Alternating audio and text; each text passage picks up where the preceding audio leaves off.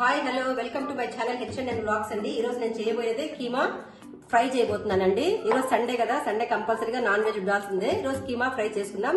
దీనికి కావాల్సిన ఇంగ్రీడియంట్స్ అయితే ఆనియన్స్, గ్రీన్ చిల్లీస్, కొత్తిమీర, గరం మసాలా, హాఫ్ లెమన్ అండి, జీలకర్ర, గరం మసాలా, ధనియాల పౌడర్, కారం, పసుపు, మిరియాల పౌడర్, టొమాటో ప్యూరీ అండి, అల్లం వెల్లుల్లి పేస్ట్, తగినంత ఉప్పు. చేసే విధానం చూద్దాం రండి. కొంచెం ఇట్లా కీమాలో మసాలాలన్నీ కలిపేసి పక్కన పెట్టేద్దామండి. గ్రేవీ స్టార్ట్ చేసుకుందాము. వేసుకుందామండి.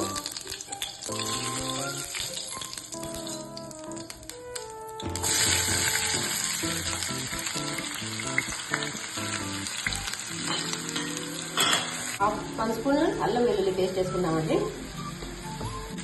ఉప్పు, కారము, అల్లం వెల్లుల్లి పేస్ట్, నిమ్మకాయ ఉప్పు కలిపి పెట్టుకున్న మటన్ అండి వేసేసుకోవాలి. కీమా ఉడకడానికి హాఫ్ గ్లాస్ నీళ్ళు వేసి పెట్టేద్దామండి. మూకేసి పెట్టేద్దాం. మటన్ 90% ఉడికిపోయింది. లాస్ట్ లో కొంచెం కారము, గరం మసాలా, ధనియాల పౌడరు, కొంచెం లైట్ గా పెప్పర్ పౌడర్ వేసుకుందామండి.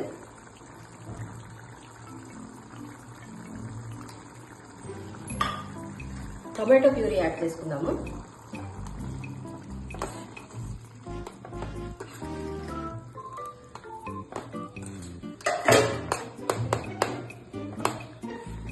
నేను కాజు పేస్ట్ కూడా వేసుకుంటున్నానండి. ఆప్షనల్, మీ ఇష్టం, వేసుకోవాలంటే వేసుకోండి, వేసుకోకపోయినా కూడా బాగుంటుంది. వేసుకుంటే ఇంకా టేస్ట్ చాలా బాగా వస్తుంది.